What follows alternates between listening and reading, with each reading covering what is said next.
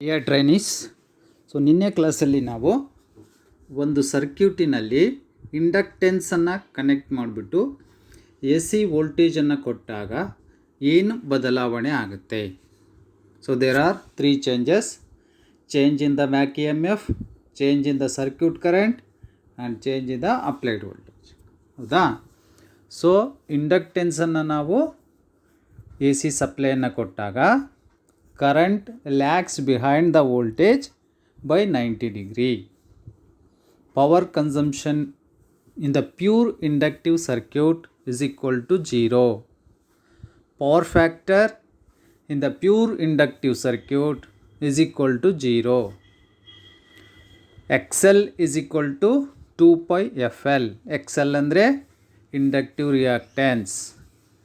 So ಇವೆಲ್ಲ ನಾವು ತಿಳ್ಕೊಂಡಿದ್ವಿ. ಸೊ ನೆಕ್ಸ್ಟ್ ಇವತ್ತಿನ ಕ್ಲಾಸಲ್ಲಿ A C circuit with R L in series, ರೆಸಿಸ್ಟೆನ್ಸನ್ನು ಮತ್ತು ಇಂಡಕ್ಟೆನ್ಸನ್ನು ಎರಡು ಸೀರೀಸಾಗಿ ಕನೆಕ್ಷನ್ ಮಾಡಿದಾಗ ಸರ್ಕ್ಯೂಟಿನಲ್ಲಿ ಏನೇನು ಬದಲಾವಣೆ ಆಗುತ್ತೆ.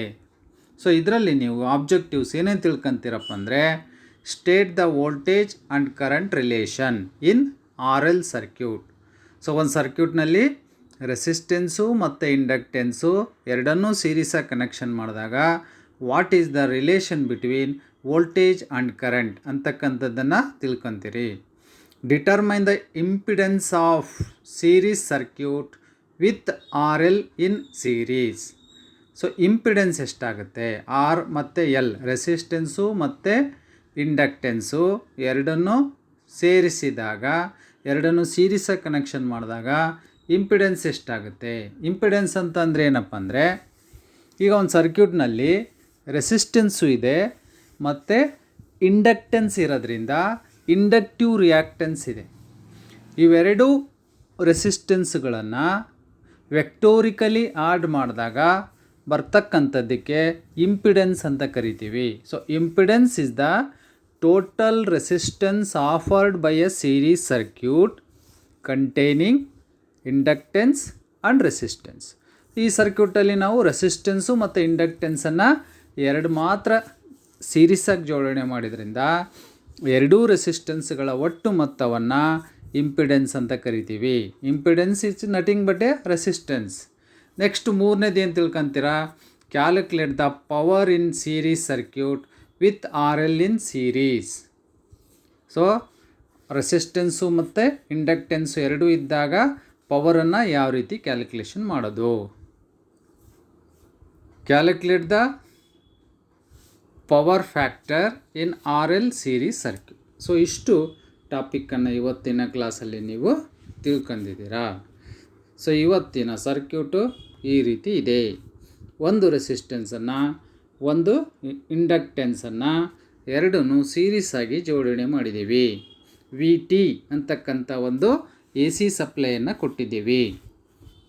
ಸೊ ರೆಸಿಸ್ಟೆನ್ಸಿನ ಮೂಲಕ ಡ್ರಾಪ್ ಆಗ್ತಕ್ಕಂಥ ವೋಲ್ಟೇಜನ್ನು ವಿ ಆರ್ ಅಂತ ಕರಿತೀವಿ. ಇಂಡಕ್ಟೆನ್ಸಿನ ಮೂಲಕ ಡ್ರಾಪ್ ಆಗ್ತಕ್ಕಂಥ ವೋಲ್ಟೇಜನ್ನು ವಿ ಎಲ್ ಅಂತ ಕರಿತೀವಿ. ಟೋಟಲ್ ವೋಲ್ಟೇಜನ್ನು ವಿ ಟಿ ಅಂತ ಕರಿತೀವಿ.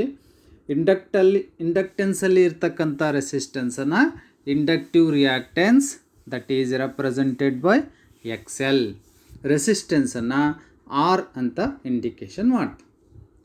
ಸೊ ಇಲ್ಲಿ ನೀವು ಒಂದು ಗಮನಿಸ್ಬೇಕಪ್ಪ, ಏನಪ್ಪ ಅಂತಂದರೆ, ಬರೀ ಪ್ಯೂರ್ ರೆಸಿಸ್ಟಿವ್ ಸರ್ಕ್ಯೂಟ್ ಇತ್ತು ಅಂತಂದರೆ ಕರೆಂಟು ಮತ್ತು ವೋಲ್ಟೇಜು ಇನ್ ಫೇಸ್ ಇರುತ್ತೆ. ನೆನಪಲ್ಲಿ ಇಟ್ಕೊಂಡಿರಬೇಕು.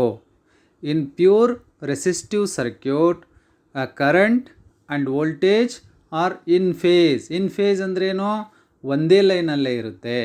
ನಾವು ನಿನ್ನೆ ನೋಡಿದ್ವಿ, ಇಂಡಕ್ಟಿವ್ ಸರ್ಕ್ಯೂಟಲ್ಲಿ ಬರೀ ಇಂಡಕ್ಟೆನ್ಸ್ ಇದ್ದಾಗ current lags behind the voltage. ಕರೆಂಟ್ಗೂ ಮತ್ತು ವೋಲ್ಟೇಜ್ಗೂ ಮಧ್ಯೆ 90 ಡಿಗ್ರಿ ಫೇಸ್ ಡಿಸ್ಪ್ಲೇಸ್ಮೆಂಟ್ ಇರುತ್ತೆ. ಬಟ್ ಅದೇ ಬರೀ ಪ್ಯೂರ್ ರೆಸಿಸ್ಟಿವ್ ಸರ್ಕ್ಯೂಟ್ ಆಗಿದ್ದರೆ ಕರೆಂಟು ಮತ್ತು ವೋಲ್ಟೇಜು ಇನ್ ಫೇಸ್ ಆಗಿರುತ್ತೆ. ಸೊ ಹಾಗಾಗ್ಬಿಟ್ಟು ಇಲ್ಲಿ ಈ ವೆಕ್ಟರ್ ಡಯಾಗ್ರಾಮನ್ನು ನೀವು ಅಬ್ಸರ್ವ್ ಮಾಡಿರಿ. ವಿ ಆರ್ ಅಂದರೆ voltage drop through resistor. Voltage ಮತ್ತು ಕರೆಂಟು ಎರಡು ಇನ್ ಫೇಸ್ ಆಗಿದೆ. ಯಾಕಪ್ಪ ಅಂತಂದರೆ ಇದು ರೆಸಿಸ್ಟೆನ್ಸಲ್ಲಿ ಹರಿತಕ್ಕಂಥ ಕರೆಂಟ್. ಬಟ್ ವಿ ಎಲ್ ನೋಡಿ, ಇಲ್ಲಿ the current lags behind the voltage by 90 degree. ಕರೆಂಟ್ಗೂ ಮತ್ತು ವೋಲ್ಟೇಜ್ಗೂ ಮಧ್ಯೆ ಇರ್ತಕ್ಕಂಥ ಆ್ಯಂಗಲ್ಲು 90 ಡಿಗ್ರಿ ಇರುತ್ತೆ. ಸೊ ಇದನ್ನು ನೀವು ಈ ಒಂದು ಸರ್ಕ್ಯೂಟ್ನಲ್ಲಿ ಅಬ್ಸರ್ವ್ ಮಾಡಬೇಕು. ಹಂಗಾರೆ ಟೋಟಲ್ ವೋಲ್ಟೇಜನ್ನು ಹೆಂಗೆ ನಾವು ಕಂಡುಹಿಡಿಬೇಕು? ಟೋಟಲ್ ವೋಲ್ಟೇಜನ್ನು ವಿ ಎಲ್ಲು ಮತ್ತು ವಿ ಆರು ಅಷ್ಟನ್ನೇ ಆ್ಯಡ್ ಮಾಡಿದರೆ ಬರಲ್ಲ. ನಾನು ಮುಂದೆ ಹೇಳ್ದಂಗೆ ಇಲ್ಲಿ ಬರ್ತಕ್ಕಂಥದ್ದು ಎಲ್ಲವೂ ಆಲ್ಜಿಬ್ರಿಕ್ ಸಮ್ ಅಲ್ಲ, it is a vectorical sum. Vectorical sum ಹೆಂಗಪ್ಪ ಅಂತಂದರೆ ಇದನ್ನು ನಾವು ವೆಕ್ಟರ್ ಡಯಾಗ್ರಾಮನ್ನು ಹಾಕ್ಬಿಡ್ತೀವಿ. ಈ ಥರ ನೋಡಿ, ಈ ಥರ ವೆಕ್ಟರ್ ಡಯಾಗ್ರಾಮನ್ನು ಹಾಕ್ತೀವಿ. ಇಲ್ಲಿ ಹೈಪಾಟಿನಿಯಸ್ ಇದೆ, ವಿ ಅಂತಕ್ಕಂಥದ್ದು ಹೈಪಾಟಿನಿಯಸ್ಸು, ವಿ ಆರು ಮತ್ತು ವಿ ಎಲ್. ಸೊ ವಿ ಆರು ಮತ್ತು ವಿ ಎಲ್ ಏನಿದೆ, ಒಂದು ಅಡ್ಜಸೆಂಟ್ ಸೈಡು, ಒಂದು ಆಪೋಸಿಟ್ ಸೈಡ್ ಆಗುತ್ತೆ. V R is a adjacent side, V L is a opposite side. So by Pythagoras ಥಿಯರಮಿನ ಪ್ರಕಾರ V square is equal to V R square plus V L square. ಇದು ನಾವು vectorical sum ಅಂತ ಕರಿತೀವಿ. ಬರೀ V T is equal to V L plus V R add ಮಾಡಿದರೆ ಇಲ್ಲಿ voltage, total voltage ನಿಮಗೆ ಸಿಗಲ್ಲ.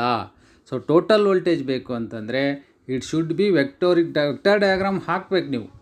10 ವೋಲ್ಟೇಜಿಗೆ 1 ಸೆಂಟಿಮೀಟರ್ ಆದರೆ 12 ವೋಲ್ಟೇಜಿಗೆ 12 ಸೆಂಟಿಮೀಟರ್ ಆಗುತ್ತೆ. ಈ ಥರ ನಾವು ವೆಕ್ಟರ್ ಡಯಾಗ್ರಾಮು ಗ್ರಾಫ್ ಶೀಟಲ್ಲಿ ಹಾಕ್ಬಿಟ್ಟು ಅದನ್ನು ರೈಟ್ ಆ್ಯಂಗಲ್ ಟ್ರ್ಯಾಂಗಲನ್ನು ಮಾಡಿ V square is equal to V R square plus V L square ಮಾಡಿದಾಗ ನಿಮ್ಮದು ಟೋಟಲ್ ವೋಲ್ಟೇಜನ್ನು ನಾವು ಕ್ಯಾಲ್ಕುಲೇಷನ್ ಮಾಡ್ಬೋದು. ಸೊ ಇಲ್ಲಿ ವೋಲ್ಟೇಜ್ ಟ್ರ್ಯಾಂಗಲ್ ಇದೆ ನೋಡಿ, ವಿ ಆರ್ ಅಂತಕ್ಕಂಥದ್ದು adjacent side, V L is equal ಇದು ಅಂತಕ್ಕಂಥದ್ದು ಆಪೋಸಿಟ್ ಸೈಡು.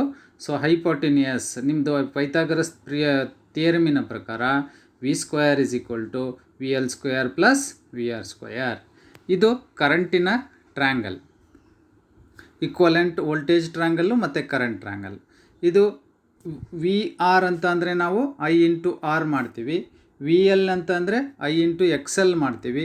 ಸೊ ಈ ರೀತಿಯಾಗಿ ನಾವು ವೋಲ್ಟೇಜನ್ನು ಕಂಡುಹಿಡಿಬೋದು. ಐ ಆರ್ ಅಂತ ಅಂದರೆ it is the drop through resistance R. I X L ಅಂತ ಅಂದರೆ that is the drop through inductance. So ಇಲ್ಲಿ ವಿ ಆರ್ ಅಂದರೂ ಒಂದೇ, ಐ ಆರ್ ಅಂದರೂ ಒಂದೇ, ವಿ ಎಲ್ ಅಂದರೂ ಒಂದೇ, ಐ ಇಂಟು ಎಕ್ಸ್ ಎಲ್ ಅಂದರೂ ಒಂದೇ, ವಿ ಅಂದರೂ ಒಂದೇ, ಐ ಇಂಟು ಜೆಡ್ ಅಂದರೂ ಒಂದೇ. ಇದನ್ನು ನಾವು ಎರಡು ಈಕ್ವಲೆಂಟ್ ವೋಲ್ಟೇಜ್ ವೆಕ್ಟರ್ ಡಯಾಗ್ರಾಮ್. ಇಲ್ಲಿ ಒಂದಿದೆ, ದಿಸ್ ಈಸ್ ಇಂಪಿಡೆನ್ಸ್ ಟ್ರ್ಯಾಂಗಲ್. ನಾನು ಆಗಲೇ ಹೇಳ್ದಂಗೆ ಆರ್ ಅಂತಂದರೆ ರೆಸಿಸ್ಟೆನ್ಸು, ಎಕ್ಸ್ ಎಲ್ ಅಂತಂದರೆ ಇಂಡಕ್ಟನ್ಸಿನಲ್ಲಿ ಇರ್ತಕ್ಕಂಥ ರೆಸಿಸ್ಟೆನ್ಸ್. ಇಂಡಕ್ಟೆನ್ಸ್ನಲ್ಲಿರ್ತಕ್ಕಂಥ ರೆಸಿಸ್ಟೆನ್ಸನ್ನು ಇಂಡಕ್ಟಿವ್ ರಿಯಾಕ್ಟೆನ್ಸ್ ಅಂತ ಕರಿತೀವಿ. ಜೆಡ್ ಅಂತ ಅಂದರೆ ಇಂಪಿಡೆನ್ಸ್. ಇಂಪಿಡೆನ್ಸ್ ಅಂದರೆ ಏನಪ್ಪ? It is the total resistance afforded by a circuit containing resistance and inductance. ಇದು ಭಾಳ ಇಂಪಾರ್ಟೆಂಟ್ ಡೆಫಿನೇಷನ್ನು, ನೆನಪಲ್ಲಿ ಇಟ್ಕೊಳ್ರಿ. What is impedance? The total resistance afforded by a series circuit containing resistance and inductance is called impedance. Unit of impedance is ohm. So ಅದನ್ನು ನಾವು calculation ಮಾಡ್ತಾ ಇದ್ದೀವಿ ಇಲ್ಲಿ. ಸೊ ಇದನ್ನು ಸಹ ನಾವು ಪೈಥಾಗರಸ್ ಥಿಯರಮಿನ ಪ್ರಕಾರ ನೋಡಿದಾಗ ಇಲ್ಲಿ ಅಡ್ಜಸೆಂಟ್ ಸೈಡು ಅಂದರೆ Z square is equal to ಇದಕ್ಕೆ ನೀವು ವೋಲ್ಟೇಜ್ನ ಫಾರ್ಮುಲಾನ ಹಾಕಿದಾಗ V is equal to I R square plus I L square. So ಇದನ್ನು I R square I L square. So this is ಇಲ್ಲಿ ನಾವು ಏನು ಮಾಡಿದ್ದೀವಪ್ಪ ಅಂತಂದರೆ ಐ ಆರ್ ಅಂದರೆ ವಿ ಆರ್ ಜಾಗದಾಗೆ ಐ ಆರ್ ಹಾಕಿದ್ದೀವಿ, ವಿ ಎಲ್ ಜಾಗದಾಗೆ ಐ ಎಕ್ಸ್ ಎಲ್ ಹಾಕಿದ್ದೀವಿ. So I square I X L square, I ಸ್ಕ್ವೇರನ್ನು ಕಾಮನ್ ತೆಗೆದಾಗ R square plus X L square. So ಇಲ್ಲೇನಾಯಿತು, ವಿ ಬೈ ಐ. ಏನಿದು ವಿ ಬೈ ಐ ಅಂತಂದರೆ Z. So R square, Z is equal to R square plus X L square. This is the formula to calculate the impedance. ಇದು ಭಾಳ important formula. ಇಂಪಿಡೆನ್ಸ್ಗೆ formula Z is equal to R square plus X L square when the inductance and resistance are in series. Z ಅಂದರೆ impedance, R ಅಂದರೆ resistance, X L ಅಂದರೆ inductive ರಿಯಾಕ್ಟೆನ್ಸು. So total circuit ಕರೆಂಟನ್ನು ನೀವು ಕಂಡುಹಿಡಿಬೇಕು ಅಂದರೆ ಈ ಸರ್ಕ್ಯೂಟ್ನಲ್ಲಿ I is equal to V/Z ಅಂತ ಫಾರ್ಮುಲಾನ ಹಚ್ಚಬೇಕಾಗುತ್ತೆ. So this is the formula to calculate the. ಹಂಗಾರೆ ಪವರ್ ಫ್ಯಾಕ್ಟರ್ ಎಷ್ಟಿರುತ್ತೆ? Power factor is equal to R/Z. ರೆಸಿಸ್ಟೆನ್ಸನ್ನು ಮತ್ತು ಇಂಪಿಡೆನ್ಸನ್ನು ಎರಡನ್ನೂ ಡಿವೈಡ್ ಮಾಡಿದಾಗ ಬರ್ತಕ್ಕಂಥದ್ದಕ್ಕೆ ನಾವು ಪವರ್ ಫ್ಯಾಕ್ಟರ್ ಅಂತ ಕರಿತೀವಿ. ಸೊ ಹಂಗಾರೆ ಪವರ್ ಫ್ಯಾಕ್ಟರ್ ಎಷ್ಟಿರುತ್ತಪ್ಪ ಅಂತಂದರೆ ನೀವು ಏನು ಮಾಡಬೇಕು, ರೆಸಿಸ್ಟೆನ್ಸು ಮತ್ತು ಇಂಡಕ್ಟಿವ್ ರಿಯಾಕ್ಟೆನ್ಸ್ ಇಂಪಿಡೆನ್ಸ್ R/Z ಮಾಡಬೇಕು. ಇದರಲ್ಲಿ R/Z ಮಾಡಿದರೆ ನಿಮ್ಮದು ಪವರ್ ಫ್ಯಾಕ್ಟರು ಬರುತ್ತೆ. ಸೊ ಪವರನ್ನು ಕ್ಯಾಲ್ಕುಲೇಷನ್ ಮಾಡಬೇಕು ಅಂದರೆ ಏನು ಮಾಡಬೇಕು, ಹಂಗಾರೆ P = V × I ಅಂತ ನಿಮಗೆ ಗೊತ್ತು. This is A common formula, P = V × I. But ಇಲ್ಲಿ ಪವರಲ್ಲಿ ನಮಗೆ 3 ಟೈಪ್ ಪವರ್ ಬರುತ್ತೆ. ಇದು ಭಾಳ ಇಂಪಾರ್ಟೆಂಟು. ಪವರಲ್ಲಿ 3 ಟೈಪ್ ಬರುತ್ತೆ: true power, reactive power, operant power. True power in watt as in a circuit win resistance only. ಯಾವ ಸರ್ಕ್ಯೂಟಿನಲ್ಲಿ ಬರೇ ರೆಸಿಸ್ಟೆನ್ಸ್ ಇರುತ್ತೋ ಆ ಸರ್ಕ್ಯೂಟನ ಪವರನ್ನು ನಾವು ಟ್ರೂ ಪವರ್ ಅಂತ ಕರಿತೀವಿ. ಟ್ರೂ ಪವರನ್ನು ಕಂಡುಹಿಡಿಬೇಕು ಅಂತಂದರೆ P = I² ಮಾಡಿದರೂ ಬರುತ್ತೆ, V × I ಮಾಡಿದರೂ ಬರುತ್ತೆ. ಸೊ ಮುಂಚೆ ನಾವು ಫಾರ್ಮುಲಾಗಳನ್ನು use ಮಾಡಿದ್ವಲ್ಲ ಪವರ್ಗೆ, P = V × I, P = I²R, P = V²/I. ಈ ಥರ 3 ಫಾರ್ಮುಲಾನ ನಾವು ಹಚ್ಬೋದು. ಅದಕ್ಕೆ ಟ್ರೂ ಪವರ್. ರಿಯಾಕ್ಟಿವ್ ಪವರ್ ಅಂತ ಅಂದರೆ the reactive power in VARS. True ಪವರನ್ನು ನಾವು ವ್ಯಾಟಲ್ಲಿ ಹೇಳ್ತೀವಿ. Unit of true power is watt. But reactive ಪವರನ್ನು VARS, ಇದರ ಯೂನಿಟು VARS. ಹಂಗಾರೆ ಈ ಪವರ್ ಇದರಲ್ಲಿರುತ್ತೆ. Pure inductive or pure capacitive ಸರ್ಕ್ಯೂಟಲ್ಲಿ, ಯಾವ ಸರ್ಕ್ಯೂಟ್ನಲ್ಲಿ ಬರೇ ಇಂಡಕ್ಟೆನ್ಸ್ ಇರುತ್ತೋ, ಯಾವ ಸರ್ಕ್ಯೂಟ್ನಲ್ಲಿ ಬರೇ ಕೆಪ್ಯಾಸಿಟರ್ ಇರುತ್ತೋ ಆ ಸರ್ಕ್ಯೂಟಿನಲ್ಲಿ ಇರ್ತಕ್ಕಂಥ ಪವರನ್ನು ರಿಯಾಕ್ಟಿವ್ ಪವರ್ ಅಂತ ಕರಿತೀವಿ. ಆ ರಿಯಾಕ್ಟಿವ್ ಪವರ್ಗೆ ನೀವು ಏನು ಮಾಡಬೇಕು, ಯೂನಿಟು VARS ಹಚ್ಚಬೇಕು. ಇನ್ನೂ ಒಂದು ಪವರ್ ಇದೆ, ಆಪರೆಂಟ್ ಪವರ್. ಆಪರೆಂಟ್ ಪವರಿಗೆ ಯೂನಿಟು V × A.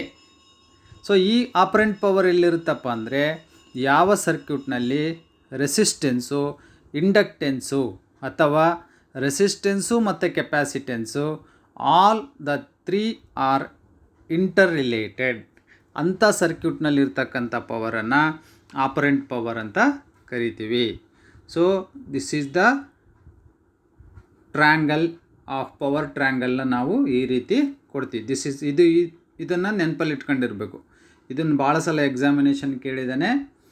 ಹೈಪಾಟಿನಿಯಸ್ ಬರ್ತಕ್ಕಂಥದ್ದು ಆಪರೆಂಟ್ ಪವರು, ಅಡ್ಜಸೆಂಟ್ ಬರ್ತಕ್ಕಂಥದ್ದು true power, opposite reactive power. ಆಪರೆಂಟಿಗೆ ಪವರ್ಗೆ V × A ನಲ್ಲಿ ಹೇಳ್ತೀವಿ, ಟ್ರೂ ಪವರನ್ನು ವ್ಯಾಟಲ್ಲಿ ಹೇಳ್ತೀವಿ, ರಿಯಾಕ್ಟಿವ್ ಪವರನ್ನು VARS ಅಲ್ಲಿ ಹೇಳ್ತೀವಿ. ಇದನ್ನು ನೀವು ನೆನಪಲ್ಲಿ ಇಟ್ಕೊಂಡಿರಬೇಕು. ನೆಕ್ಸ್ಟ್ ಪವರ್ ಫ್ಯಾಕ್ಟರನ್ನು ಯಾವ ರೀತಿ ಹೇಳ್ತೇವೆ ಅಂತಂದರೆ R/Z. ಆಗಲೇ ಹೇಳಿದೆ ನಾನು, power factor is equal to R/Z. Resistance ಮತ್ತು ಇಂಪಿಡೆನ್ಸನ್ನು ಡಿವೈಡ್ ಮಾಡಿದಾಗ ಬರ್ತಕ್ಕಂಥದ್ದು power factor. Okay, what should be the power factor for a circuit containing the pure inductive load? ನಾವು ನಿನ್ನೆ ನೋಡಿದ್ವಿ, ಪ್ಯೂರ್ ಇಂಡಕ್ಟಿವ್ ಲೋಡ್ ಇತ್ತು ಅಂತಂದರೆ ಏನು ಮಾಡಬೇಕು, power factor is A 0. So ಹಂಗಾರೆ ಈ ಸರ್ಕ್ಯೂಟ್ನಲ್ಲಿ ರೆಸಿಸ್ಟೆನ್ಸು ಮತ್ತು ಇಂಡಕ್ಟೆನ್ಸು ಎರಡೂ ಇದೆ. ಬಟ್ ಇಲ್ಲಿ ನಾವು ರೆಸಿಸ್ಟೆನ್ಸು ಮತ್ತು ಇಂಡಕ್ಟೆನ್ಸು ಇದ್ದಾಗ ಪವರ್ ಫ್ಯಾಕ್ಟರನ್ನು ನಾವು cos π = R/Z ಅಂತ ಕರಿತೀವಿ. ಆದರೆ ಬರೀ ರೆಸಿಸ್ಟೆನ್ಸ್ ಅಷ್ಟೇ ಇತ್ತು ಅಂತಂದರೆ ನೆನಪಲ್ಲಿ ಇಟ್ಕೊಳ್ರಿ, in pure resistive circuit power factor is equal to 1. cos π = 1. Power ಫ್ಯಾಕ್ಟರ್ಗೆ ನಾವು cos π ಅಂತ ಕರಿತೀವಿ. ಅದೆಷ್ಟಿರುತ್ತೆ pure resistive circuit? Pure resistive circuit ಅಂದ್ರೇನು? Filament lamp, heater, immersion heater, ಎಲ್ಲಿ ಹೀಟಿಂಗ್ ಎಫೆಕ್ಟಿನಿಂದ ವರ್ಕ್ ಆಗ್ತಕ್ಕಂಥ ಅಪ್ಲಿಯನ್ಸ್ ಇದೆಯಲ್ಲ ಅದೆಲ್ಲದೂ ಸಹ ರೆಸಿಸ್ಟಿವ್ ಲೋಡು. ಅದರಲ್ಲಿ ಪವರ್ ಫ್ಯಾಕ್ಟರ್ ಎಷ್ಟಿರುತ್ತಪ್ಪ ಅಂದರೆ 1 ಇರುತ್ತೆ. ಅದಕ್ಕೆ ನಾವು ಯುನಿಟಿ ಪವರ್ ಫ್ಯಾಕ್ಟರ್ ಅಂತ ಕರಿತೀವಿ. ಓಕೆ, ಸೊ ಇಷ್ಟು ಪಾಯಿಂಟನ್ನು ನೀವು ಅರ್ಥ ಮಾಡ್ಕೊಂಡಿರಬೇಕು. ಯಾವುದರಲ್ಲಿ? ಇಂಡಕ್ಟೆನ್ಸು ಮತ್ತು ರೆಸಿಸ್ಟೆನ್ಸು ಸೀರೀಸ್ ಆಗಿ ಇದ್ದಾಗ.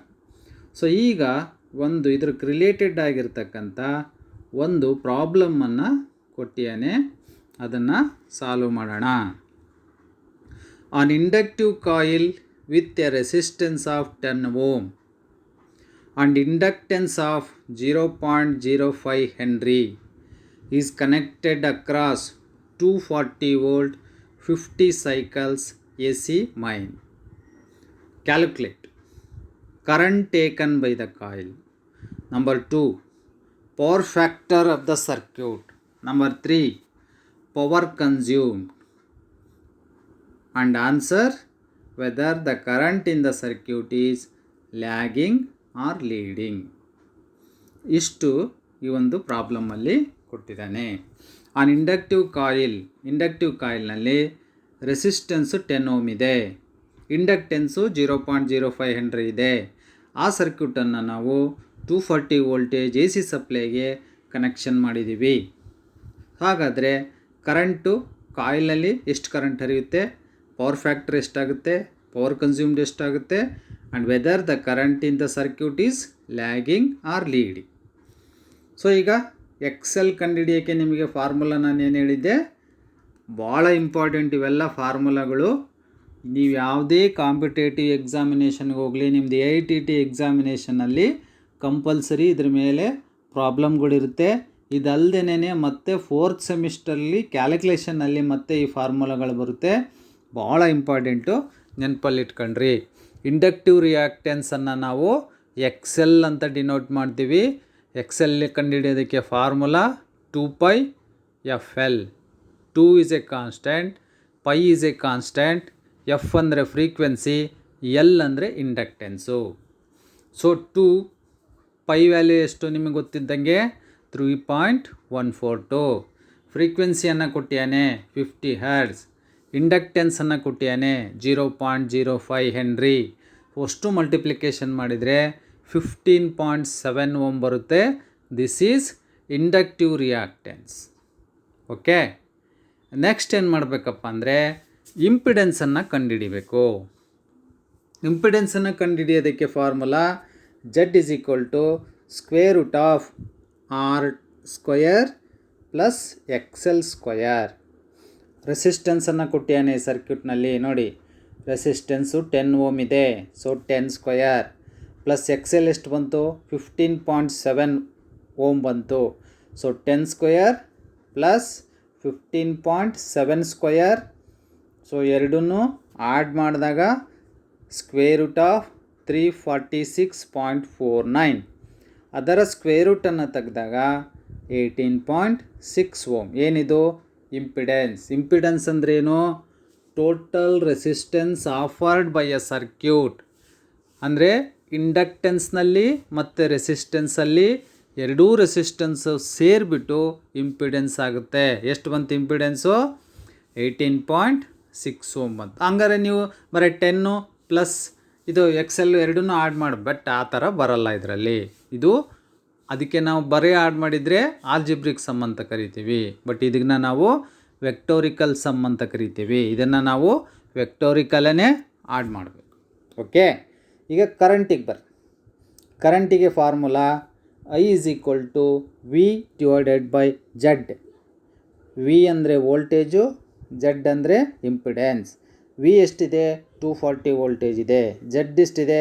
18.6 ಇದೆ. ಎರಡೂ ಡಿವೈಡ್ ಮಾಡಿದಾಗ 12.9 ಆಂಪಿಯರ್. ಈಗ ಕರೆಂಟ್ ಆಯಿತು. ನೆಕ್ಸ್ಟ್ ಏನು ಕಂಡುಹಿಡಿಬೇಕೀಗ? Power factor of the circuit ಕಂಡುಹಿಡಿಬೇಕು. ಪವರ್ ಫ್ಯಾಕ್ಟ್ರಿಗೆ ಏನು ಫಾರ್ಮುಲಾ?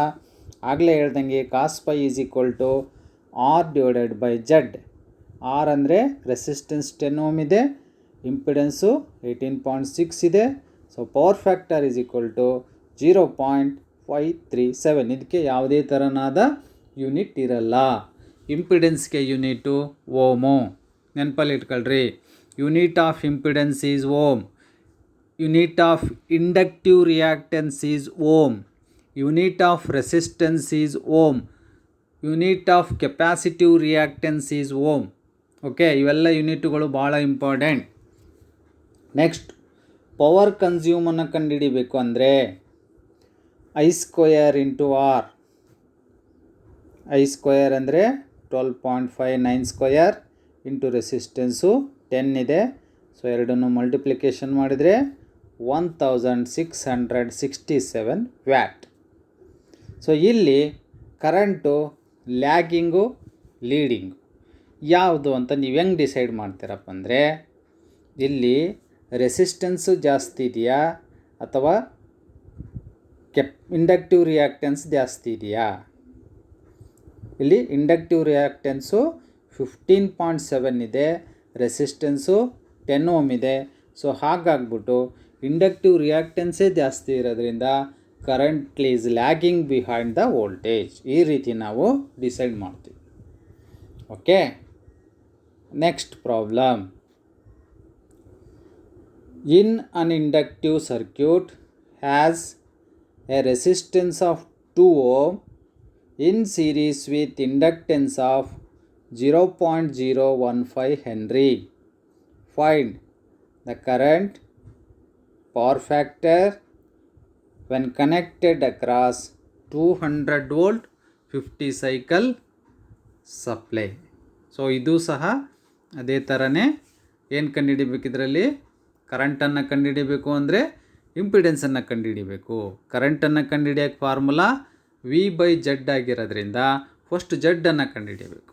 ಜಡ್ಡನ್ನು ಕಂಡುಹಿಡಿಬೇಕು ಅಂತ ಅಂದರೆ Z is equal to square root of R square plus XL square ಆಗಿರೋದ್ರಿಂದ ರೆಸಿಸ್ಟೆನ್ಸನ್ನು ಅವ್ನು ಕೊಟ್ಟಿಯಾನೆ. ಹಾಗಾಗ್ಬಿಟ್ಟು ಇಂಡಕ್ಟಿವ್ ರಿಯಾಕ್ಟೆನ್ಸನ್ನು ನೀವು ಕಂಡುಹಿಡಿಬೇಕಾಗತ್ತೆ.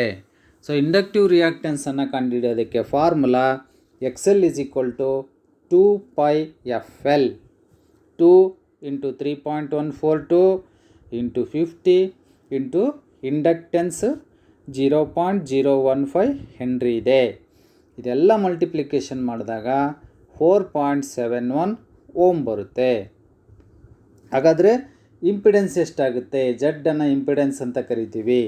ಇಂಪಿಡೆನ್ಸ್ ಕಂಡುಹಿಡಿಯೋದಕ್ಕೆ formula Z is equal to square root of R square plus XL square. R 2 ohm ಇದೆ, XL 4.7 ಓಮ್ ಇದೆ. ಸೊ ಎರಡನ್ನೂ ನಾವು 2 ಸ್ಕ್ವಯರ್ ಪ್ಲಸ್ 4.71 ಹೋಲ್ ಸ್ಕ್ವಯರ್ ಮಾಡಿದಾಗ 2 4 ಆಗುತ್ತೆ, ಪ್ಲಸ್ 4.7 ಮಲ್ಟಿಪ್ಲಿಕೇಶನ್ ಮಾಡಿದರೆ 17.39 ಬರುತ್ತೆ. ಎರಡನ್ನೂ ಆಡ್ ಮಾಡಿದರೆ ಸ್ಕ್ವೇರ್ ರೂಟ್ ಆಫ್ 26.19 ಬರುತ್ತೆ. ಅದರ ಸ್ಕ್ವೇರ್ ರೂಟನ್ನು ನೀವು ಕಂಡುಹಿಡಿಬೇಕು. ಸೊ ಸ್ಕ್ವೇರ್ ರೂಟನ್ನು ಕಂಡುಹಿಡಿದ್ರೆ ಎಷ್ಟು ಬರುತ್ತಪ್ಪ ಅಂದರೆ 5.11 ಬರುತ್ತೆ. ಓಕೆ, ಈ 26.19 ಸ್ಕ್ವೇರ್ ರೂಟ್ ಕಂಡುಹಿಡಿದ್ರೆ 5.11 ಬರುತ್ತೆ. ನೆಕ್ಸ್ಟು ಕರೆಂಟನ್ನು ಕಂಡುಹಿಡಿಬೇಕು. ಕರೆಂಟ್ ಕಂಡುಹಿಡಿಯೋಕ್ಕೆ ಫಾರ್ಮುಲಾ ಏನು? V/Z. V ಎಷ್ಟಿದೆ ನಮ್ಮದು? 200 ವೋಲ್ಟೇಜ್ ಇದೆ. Z ಎಷ್ಟಿದೆ? 5.11 ಬಂತು. ಎದ್ರದ್ದು ಈ 26.19 ಸ್ಕ್ವೇರ್ ರೂಟ್ ಕಂಡುಹಿಡಿದ್ರೆ 5.11 ಬರುತ್ತೆ. That is impedance. ಎರಡೂ ಡಿವೈಡ್ ಮಾಡಿದರೆ 39.13 ಬಂತು. This is the current through this circuit. Power factor is equal to R/Z. R ಎಷ್ಟಿದೆ? 2 ಓಮ್ ಇದೆ. Z ಎಷ್ಟಿದೆ? 5.11 ಇದೆ. ಎರಡೂ ಡಿವೈಡ್ ಮಾಡಿದಾಗ ಬರತಕ್ಕಂಥದ್ದು 0.39 is the power factor.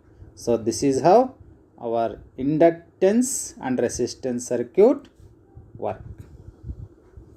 Okay, ಈ ರೀತಿಯಾಗಿ ನಾವು ಇಂಡಕ್ಟೆನ್ಸು ಮತ್ತು ಕೆಪ್ಯಾಸಿಟೆನ್ಸಲ್ಲಿ ವರ್ಕ್ ಮಾಡಿ.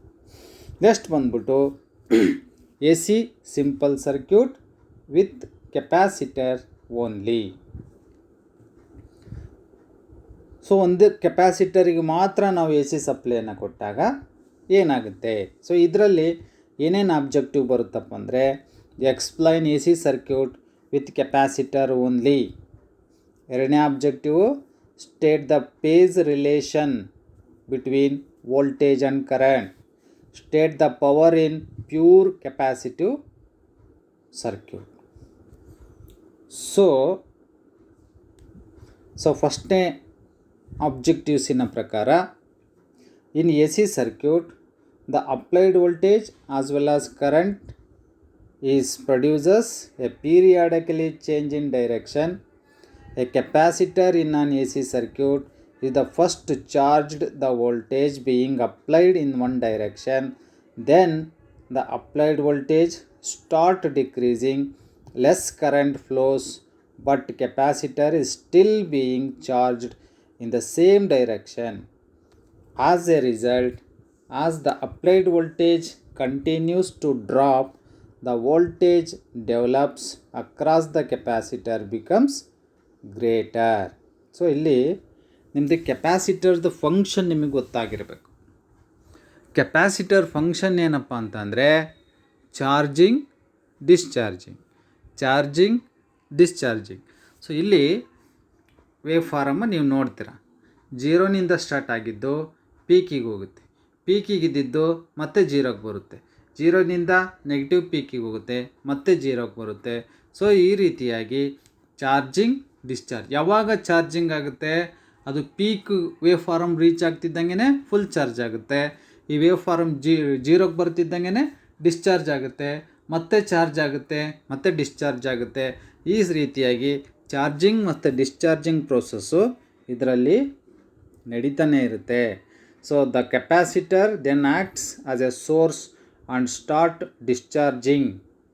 ಯಾವಾಗ 0ಗೆ ಬರುತ್ತಲ್ಲ ನಿಮ್ಮದು ವೇವ್ ಫಾರಮು, ಅವಾಗ ಏನಾಗುತ್ತೆ, ಕೆಪಾಸಿಟರು ಡಿಸ್ಚಾರ್ಜ್ ಆಗುತ್ತೆ. The capacitor become fully charge when the applied voltage drops to 0. ಯಾವಾಗ ನಿಮ್ಮದು ಅಪ್ಲೈಡ್ ವೋಲ್ಟೇಜ್ 0ಗೆ ಬಂದಿರುತ್ತೋ ಆವಾಗ ಕೆಪಾಸಿಟರ್ ಫುಲ್ ಚಾರ್ಜ್ ಆಗಿರುತ್ತೆ. ಚಾರ್ಜ್ ಆಗಿರೋ ವೋಲ್ಟೇಜನ್ನು ಮತ್ತೆ ರಿಲೀಸ್ ಮಾಡುತ್ತೆ. Voltage drops to 0 and reverse its direction. ಯಾವಾಗ ಇದು ನೆಗೆಟಿವ್ಗೆ ಬರುತ್ತಲ್ಲ ಅವಾಗ ಏನು ಮಾಡುತ್ತೆ, ನಿಮ್ಮದು ಕೆಪಾಸಿಟರು ಆ ಚಾರ್ಜ್ ಮಾಡಿರ್ತಕ್ಕಂಥ ವೋಲ್ಟೇಜನ್ನು ಡಿಸ್ಚಾರ್ಜ್ ಮಾಡಿಕೊಳ್ಳುತ್ತೆ. Then the capacitor start charging again, but in the same direction in which it is previously discharge. This continues until the applied voltage again start to drop and the ever repeated themselves. So ಹಾಗಾಗ್ಬಿಟ್ಟು ಇಲ್ಲಿ ಏನಾಗುತ್ತಪ್ಪ ಅಂತಂದರೆ, what is the relation between voltage and current. ಇಲ್ಲೇನಾಗುತ್ತೆ, ವೋಲ್ಟೇಜ್ಗೂ ಮತ್ತು ಕರೆಂಟ್ಗೂ ಇರ್ತಕ್ಕಂಥ ಸಂಬಂಧ ಏನು ವೆಕ್ಟೋರಿಕಲಿ. ಸೊ ಇದು phase difference between voltage and current. Charged current direction. So ಯಾವ ಡೈರೆಕ್ಷನಲ್ಲಿದ್ದಾಗ ನಮ್ಮದು ಯಾವ ರೀತಿ ಇರುತ್ತೆ. ಸೊ ಫಸ್ಟ್ ಕ್ವಾರ್ಟರ್ನಲ್ಲಿ ಏನಾಗುತ್ತೆ, ವೋಲ್ಟೇಜು ಇಲ್ಲಿರುತ್ತೆ, ನಿಮ್ಮದು ಕರೆಂಟು ಮ್ಯಾಕ್ಸಿಮಮ್ಗೆ ರೀಚ್ ಆಗಿದೆ. ಫಸ್ಟು ಪೀಕ್ಗೆ ರೀಚ್ ಆಗಿರೋದು ಯಾವುದು, ಕರೆಂಟ್ ರೀಚ್ ಆಗಿದೆ. ಕರೆಂಟು ಫಸ್ಟು ಅವರಲ್ಲಿ ಪೀಕಿಗೆ ರೀಚ್ ಆಗಿರೋದ್ರಿಂದ ಇದನ್ನು ನಾವು ಏನು ಹೇಳ್ತೀವಿ ಅಂದರೆ, ಇನ್ pure capacitive circuit current leads the voltage by 90 degree. ಇದು ಭಾಳ important. In pure capacitive circuit current leads the voltage by 90 degree. ಅದೇ ಇಂಡಕ್ಟಿವ್ ಸರ್ಕ್ಯೂಟ್ ಆದರೆ ಕರೆಂಟ್ ಲ್ಯಾಗ್ಸ್. ಲೀಡಿಂಗು ಲ್ಯಾಗಿಂಗ್ ಅಂದರೆ ಏನು ಅಂತ ನಾನು ಹೇಳಿದ್ದೆ ನಿಮಗೆ. ಲೀಡಿಂಗ್ ಅಂತ ಅಂದರೆ ವೋಲ್ಟೇಜಿಗಿಂತ ಮುಂಚೆ ಕರೆಂಟು ಪೀಕಿಗೆ ರೀಚ್ ಆಗಿದ್ದರೆ ಅದಕ್ಕೆ ಲೀಡಿಂಗ್ ಅಂತ ಕರಿತೀವಿ. ಫಸ್ಟು ವೋಲ್ಟೇಜು ಪೀಕಿಗೆ ಹೋಗ್ಬಿಟ್ಟು ನಂತರ ಕರೆಂಟು ಅದನ್ನು ಫಾಲೋ ಅಪ್ ಮಾಡಿದರೆ ಲ್ಯಾಗಿಂಗ್ ಅಂತ ಕರಿತೀವಿ. ಲ್ಯಾಗಿಂಗ್ ಅಂತಕ್ಕಂಥದ್ದು ಇಂಡಕ್ಟಿವ್ ಸರ್ಕ್ಯೂಟಲ್ಲಿರುತ್ತೆ. ಇಲ್ಲಿ ಕೆಪಾಸಿಟರ್ನಲ್ಲಿ current leads the voltage by 90 degree. 90 degree ಏನಾಗುತ್ತಪ್ಪ ಅಂತಂದರೆ ಇಲ್ಲಿ ಕರೆಂಟು ವೋಲ್ಟೇಜನ್ನು ಲೀಡ್ ಮಾಡುತ್ತೆ. ಸೊ ಹಾಗಾಗ್ಬಿಟ್ಟು current leads the voltage by 90 degree. So ಹಾಗಾದರೆ ಕೆಪಾಸಿಟಿವ್ ರಿಯಾಕ್ಟೆನ್ಸನ್ನು ನಾವು ಯಾವ ರೀತಿ ಕ್ಯಾಲ್ಕುಲೇಷನ್ ಮಾಡಬೇಕು. ಏನು capacitive reactance? The opposition offer to the flow of current by a capacitor is called capacitive reactance. So ಕೆಪಾಸಿಟರ್ನಲ್ಲೂ ಸಹ ಸಮ್ ರೆಸಿಸ್ಟೆನ್ಸ್ ಇರುತ್ತೆ. ಸೊ ಈ ಕರೆಂಟು ಫ್ಲೋ ಆಗೋದಕ್ಕೆ ಆಪೋಸ್ ಮಾಡ್ತಕ್ಕಂಥ ಒಂದು ಗುಣವನ್ನು ಯಾವುದರಲ್ಲಿ, ಕೆಪಾಸಿಟರ್ನಲ್ಲಿ. ಕೆಪಾಸಿಟರಿನಲ್ಲಿ ಕರೆಂಟ್ ಫ್ಲೋ ಆಗೋದಕ್ಕೆ ಅಬ್ಸ್ಟ್ರಾಕ್ಟ್ ಮಾಡ್ತಕ್ಕಂಥ ಒಂದು ಗುಣವನ್ನು ಕೆಪ್ಯಾಸಿಟಿವ್ ರಿಯಾಕ್ಟೆನ್ಸ್ ಅಂತ ಕರಿತೀವಿ. ಆ ಕೆಪ್ಯಾಸಿಟಿವ್ ರಿಯಾಕ್ಟೆನ್ಸನ್ನು ನಾವು ಯಾವ ರೀತಿ ನಾವು ಅದನ್ನು ಮಾಡ್ತೀವಿ, ಎಕ್ಸ್ ಸಿ ಅಂತ ಇಂಡಿಕೇಟ್ ಮಾಡ್ತೀವಿ. ಸೊ ಕೆಪ್ಯಾಸಿಟಿವ್ ರಿಯಾಕ್ಟೆನ್ಸನ್ನು ಕ್ಯಾಲ್ಕುಲೇಷನ್ ಮಾಡಬೇಕಪ್ಪ ಅಂದರೆ formula X C is equal to 1/2πfc. 2πfc. F ಅಂದರೆ ಫ್ರೀಕ್ವೆನ್ಸಿ, ಸಿ ಅಂದರೆ capacitance of a capacitor. 2π value ನಿಮ್ಗೆ ಗೊತ್ತೇ ಇದೆ. ಸೊ ಈ ರೀತಿಯಾಗಿ ನಾವು ಕೆಪ್ಯಾಸಿಟಿವ್ ರಿಯಾಕ್ಟೆನ್ಸನ್ನು ಕ್ಯಾಲ್ಕುಲೇಷನ್ ಮಾಡ್ತೀವಿ. ಓಕೆ, ಹಾಗಾದರೆ ಪವರ್ ಫ್ಯಾಕ್ಟರ್ ಎಷ್ಟಿರುತ್ತೆ ಪ್ಯೂರ್ ಕೆಪ್ಯಾಸಿಟಿವ್ ಸರ್ಕ್ಯೂಟಲ್ಲಿ ಅಂದರೆ power factor in a pure capacitive circuit is equal to 0. ಯಾಕೆ ಅಂತಂದರೆ ವೋಲ್ಟೇಜ್ಗೂ ಮತ್ತು ಕರೆಂಟ್ಗೂ ಮಧ್ಯೆ ಇರ್ತಕ್ಕಂಥ ಆಂಗಲ್ಲು 90 ಡಿಗ್ರಿ ಇರುತ್ತೆ. ಈ ಒಂದು current leads the voltage. Current ವೋಲ್ಟೇಜನ್ನು ಲೀಡ್ ಮಾಡಿದರೂ ಸಹ ಎರಡರ ಮಧ್ಯೆ ಇರ್ತಕ್ಕಂಥ ಆಂಗಲ್ಲು 90 ಡಿಗ್ರಿ ಇರುತ್ತೆ. Cos pi is equal to cos 90 is equal to 0 ಬರುತ್ತೆ ಟೇಬಲ್ ನೋಡಿದಾಗ. ಸೊ ಹಾಗಾಗ್ಬಿಟ್ಟು ಪ್ಯೂರ್ ಕೆಪ್ಯಾಸಿಟಿವ್ ಸರ್ಕ್ಯೂಟಲ್ಲಿ power factor is equal to 0 ಇರುತ್ತೆ. ಪವರ್ ಎಷ್ಟಿರುತ್ತಪ್ಪ ಅಂತಂದರೆ power consumed by the pure capacitive circuit is also 0. ಈ ಪಾಯಿಂಟುಗಳನ್ನು ನೀವು ನೆನಪಲ್ಲಿ ಇಟ್ಕೊಂಡಿರಬೇಕು. ಇದರಲ್ಲಿ 3 ಪಾಯಿಂಟ್ ನೆನಪಿಟ್ಕೊಬೇಕು ನೀವು. ಒಂದು, in pure capacitive circuit current leads the voltage by 90 degree. ಎರಡನೇದು, in pure capacitive circuit power factor is equal to 0. In pure capacitive circuit power consumed is equal to 0. ಇಷ್ಟು ಪಾಯಿಂಟನ್ನು ನೀವು ನೆನಪಲ್ಲಿ ಇಟ್ಕೊಂಡಿರಬೇಕು. ನೆಕ್ಸ್ಟ್ ಬಂದ್ಬಿಟ್ಟು ಕೆಪ್ಯಾಸಿಟಿವ್ ರಿಯಾಕ್ಟೆನ್ಸ್ಗೆ ಡೆಫಿನೇಷನನ್ನು ನೆನಪಲ್ಲಿ ಇಟ್ಕೊಂಡಿರ್ಬೇಕು. ಕೆಪ್ಯಾಸಿಟಿವ್ ರಿಯಾಕ್ಟೆನ್ಸ್ ಅಂದ್ರೇನು? The opposition offered to the flow of electric current by a capacitor is called capacitive reactance. ಅದರ ಫಾರ್ಮುಲಾ ಕಂಡುಹಿಡಿಬೇಕು ಅಂದರೆ X C is equal to 1/2πfc. ಅದಕ್ಕೆ ಯೂನಿಟ್ ಏನಪ್ಪ ಅಂದರೆ ಕೆಪ್ಯಾಸಿಟಿವ್ ರಿಯಾಕ್ಟೆನ್ಸ್ಗೂ ಸಹ ಯೂನಿಟು ಓಮೆ ಇರುತ್ತೆ. ಸೊ ಹಾಗಾದರೆ ಇದು ಒಂದು ಪ್ರಾಬ್ಲಮನ್ನು ಕೊಟ್ಟಿಯಾನೆ, ಇದನ್ನು ಇವತ್ತು ಸಾಲ್ವ್ ಮಾಡೋಣ. 10 microfarad capacitor is connected to 200 volt 50 hertz supply. Find the current taken. So ಇಲ್ಲಿ ಒಂದು ಕೆಪ್ಯಾಸಿಟೆನ್ಸ್ಗೆ ಯೂನಿಟು ಮೈಕ್ರೋಫ್ಯಾರಡ್ ಅಥವಾ ಫ್ಯಾರಡಲ್ಲಿ ಹೇಳ್ತೀವಿ ನಾವು. ಸೊ ಐ ಸಿ ಕ್ಯಾಲ್ಕುಲೇಷನ್ ಮಾಡಬೇಕು ಅಂದರೆ V C divided by X C. V C ಅಂದರೆ ಕೆಪ್ಯಾಸಿಟರಿನ ಅಕ್ರಾಸ್ ಆಗಿ ಡ್ರಾಪ್ ಆಗ್ತಕ್ಕಂಥ ವೋಲ್ಟೇಜು. ಎಕ್ಸ್ ಸಿ ಅಂದರೆ ಕೆಪ್ಯಾಸಿಟಿವ್ ರಿಯಾಕ್ಟೆನ್ಸ್. ಇದು ಬರೀ ಕೆಪ್ಯಾಸಿಟರನ್ನು ನಾವು ಹಾಕಿರೋದ್ರಿಂದ ಕರೆಂಟನ್ನು ಕ್ಯಾಲ್ಕುಲೇಷನ್ ಮಾಡಬೇಕು ಅಂದರೆ ಡ್ರಾಪ್ ಅಕ್ರಾಸ್ ದ ಕೆಪ್ಯಾಸಿಟರು ಮತ್ತು ಅದರ ಕೆಪ್ಯಾಸಿಟಿವ್ ರಿಯಾಕ್ಟೆನ್ಸ್. ಸೊ ಕೆಪ್ಯಾಸಿಟಿವ್ ರಿಯಾಕ್ಟೆನ್ಸನ್ನು ಕಂಡುಹಿಡಿಬೇಕು ಅಂದರೆ ಫಾರ್ಮುಲಾ ನಿಮಗೆ ಗೊತ್ತಿದೆ, 1/2πfc. 2πf ಅಂದರೆ 50 ಇಂಟು ಸಿ ಮೈಕ್ರೋಫ್ಯಾರಡ್ ಅಂತ ಹೇಳ್ತೀವಿ ನಾವು ಇದನ್ನು. ಇಲ್ಲಿ ಮೇಲ್ಗಡೆ 10⁶ ಯಾಕೆ ಬರುತ್ತೆ ಅಂತ ನಿಮಗೆ ಕನ್ಫ್ಯೂಸ್ ಆಗ್ಬೋದು. ಇಲ್ಲಿ ಸಿನ ನಾವು ಏನಂತ ಬರಿತೀವಿ ಅಂದರೆ 10 ಇಂಟು ಮೈಕ್ರೋ ಅಂದರೆ 10⁻⁻6 ಆಗುತ್ತೆ. ಸೊ ಆ -6 ಮೇಲ್ಗಡೆ ಒಯ್ದಾಗ +6 ಆಗಿಬಿಟ್ಟು ಇದು 10⁻6 ಆಗುತ್ತೆ.